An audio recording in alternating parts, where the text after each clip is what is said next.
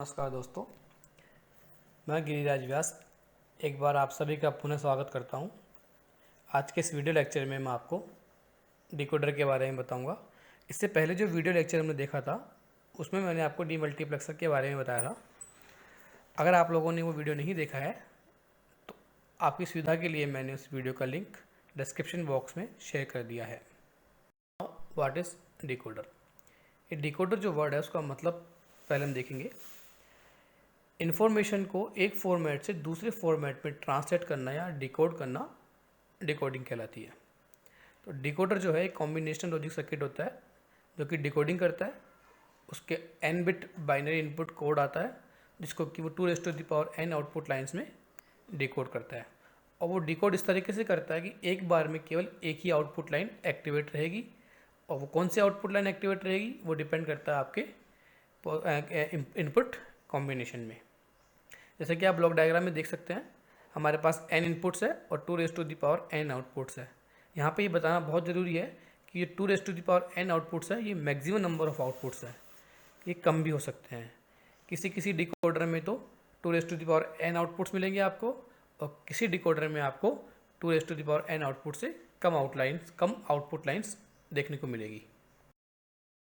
So decoder converts a binary code into a non binary code. Decoder एक ऐसा combination circuit है जिसके input तो बाइनरी कोड आता है, लेकिन जो आउटपुट होता है वो नॉन बाइनरी कोड होता है। फॉर एग्जांपल, जैसे बाइनरी टू ऑक्टल डिकोडर जो होता है वो बाइनरी इनपुट को ऑक्टल डिजिट्स में कन्वर्ट करता है। इसी प्रकार बाइनरी टू हेक्साडेसिमल डिकोडर जो होगा वो आपका बाइनरी को हेक्साडेसिमल डिजिट्स में डिकोड करेगा। जो आउटपुट्स होते हैं डिकोडर के वो बेसिकली जो इनपुट वेरिएबल्स है उनकी मिन टर्म्स को दर्शाते हैं। इसका एग्जैक्ट मतलब आपको जब ट्रुथ टेबल देखेंगे तब बताएंगे। यहाँ पे हम कुछ पॉइंट्स है वो नोट कर लेते हैं ताकि हमें कन्फ्यूज़न ना हो। अधिकांश विद्यार्थियों को डीमल्टीप्लेक्सर, डिकोडर और कोड कन्वर्टर में कुछ कन्फ्यूज़न रहता है, तो उसको हम एक बार वापस से रिवाइज कर लेते हैं। तो डीमल्टीप्लेक्सर होता है उसमें सिर्फ एक इनपुट होता है और n आउटपुट्स होते हैं, और उन आउटपुट्स में से किसी एक आउटपुट को सेलेक्ट करने के लिए हमारे पास m सेलेक्ट इनपुट्स होते हैं। वहीं डिकोडर में n इनपुट्स हो सकते हैं और मैक्सिमम 2n आउटपुट्स हो सकते हैं, और यहाँ पे कोई सेलेक्ट इनपुट्स नहीं होगा। तीसरा, आपके बाइनरी कोड कन्वर्टर्स, जैसा कि नाम से ही पता लग रहा है, ऐसा कोड कन्वर्टर जो कि एक बाइनरी कोड को दूसरे बाइनरी कोड में कन्वर्ट करता है।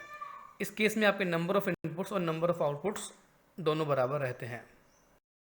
3 to 8 डिकोडर, जैसा कि नाम से पता लग रहा है, इसमें 3 इनपुट्स होंगे और 8 आउटपुट्स होंगे। जो 3 इनपुट्स होंगे उनको हमने यहाँ पे x, y एंड z से दर्शाया है, और जो 8 आउटपुट है उनको हमने D0 से लेकर D7 तक दर्शाया गया है। Now based on the 3 inputs at a time one of the 8 output is selected. आपके स्क्रीन पे लेफ्ट हैंड साइड पे आपको ब्लॉक डायग्राम दर्शाया गया है। इसमें 3 इनपुट है x, y, z और 8 आउटपुट है D0 से लेके D7 तक।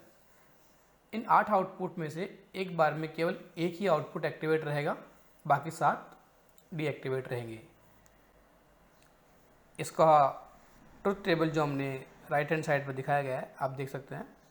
3 वेरिएबल्स है x, y, z और 8 आउटपुट है D0 से लेके D7 तक। चूँकि यहाँ पे 3 वेरिएबल है तो हम जानते हैं 3 वेरिएबल के जो मैक्सिमम नंबर ऑफ कॉम्बिनेशन हो सकते हैं वो हो सकते हैं 8। तो जब तीनों इनपुट 0 होंगे तो जो D0 वाला आउटपुट है वो 1 होगा, बाकी सभी आउटपुट्स की वैल्यू 0 होगी। इसी प्रकार 0 0 1 होगा तब D1 वाला आउटपुट 1 होगा, बाकी सभी 0 होंगे। तो आप यहाँ देख सकते हैं इस इनपुट्स के अंदर जो भी डेसिमल इक्विवेलेंट आएगा, फॉर एग्जांपल अगर आपने x बराबर 1, y बराबर 0 और z बराबर 1 है, इसका अगर आप डेसिमल इक्विवेलेंट निकालेंगे तो वो आएगा 5। तो इस केस में D5 का जो आउटपुट है वो एक्टिवेट रहेगा, बाकी सभी 0 रहेंगे। तो एक बार आप इस वीडियो को यहाँ पॉज करिए और इन 8 कॉम्बिनेशंस के आउटपुट्स को क्रॉस वेरीफाई करिए, उसके बाद ही आगे बढ़िएगा। जैसा कि हम जानते हैं कि किसी भी कॉम्बिनेशनल सर्किट की हमें अगर ट्रुथ टेबल पता हो तो उस ट्रुथ टेबल से हम लॉजिकल एक्सप्रेशंस निकाल सकते हैं आउटपुट्स के, या तो हम simply by observing the truth table या फिर के मैप सिंप्लीफिकेशन का मेथड काम में लेके हम आउटपुट्स का लॉजिक एक्सप्रेशन डिराइव कर सकते हैं। बट इन दिस केस हम सिंपली बाय ऑब्जर्वेशन ही देख सकते हैं आउटपुट्स को। तो D0 जो आउटपुट है वो 1 कब आएगा, जब x dash y dash z dash होगा। इसको आप देखेंगे तो ये मिन टर्म 0 है। इसी प्रकार D1 के लिए जो मिन टर्म आ रही है वो आ रही है m1, इसको हम बोलते हैं x dash y dash z। इसी प्रकार आप बाकी सभी आउटपुट्स को चेक कर सकते हैं। D5 की अगर एग्जांपल की बात करते हैं तो D5 में देखिए आप M5 आनी चाहिए। M5 को लिखते हैं हम x y डैश और z से।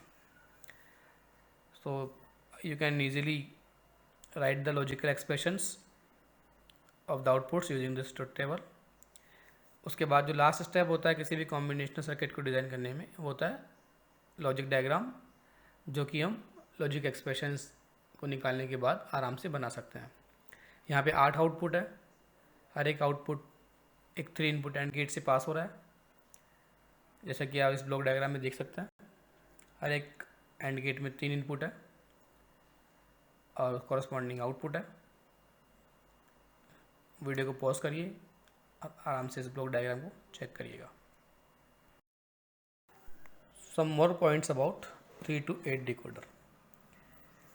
3 to 8 डिकोडर को हम 1 of 8 डिकोडर भी कहते हैं, since only 1 of 8 output lines is high for a particular input combination. कोई पर्टिकुलर इनपुट कॉम्बिनेशन में 8 में से सिर्फ एक ही जो आउटपुट लाइन है वो हाई रहती है, इसीलिए इसको हम 1 of 8 डिकोडर भी कहते हैं। और हम इसको बाइनरी टू ऑक्टल डिकोडर भी कहते हैं, क्योंकि जो 3 इनपुट बिट्स है वो 3 बिट बाइनरी नंबर को रिप्रेजेंट कर रही है और जो आउटपुट है represents the 8 digits in the octal number system. Okay, इसी प्रकार हमारे पास एक और डिकोडर है, वो है 4 to 16 डिकोडर, जिसको कि हम 1 to 16 डिकोडर भी कहते हैं और बाइनरी टू हेक्साडेसिमल डिकोडर भी कहते हैं, क्योंकि ये बाइनरी नंबर को हेक्साडेसिमल नंबर में डिकोड करता है।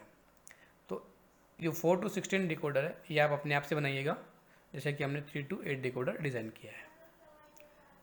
तो आई होप डिकोडर आपको समझ में आ गया होगा। Thank you for watching this video. और अगर आपको ये वीडियो यूज़फुल लगता है तो please press the like button. Thank you so much, see you in the next video. तब तक के लिए टेक केयर।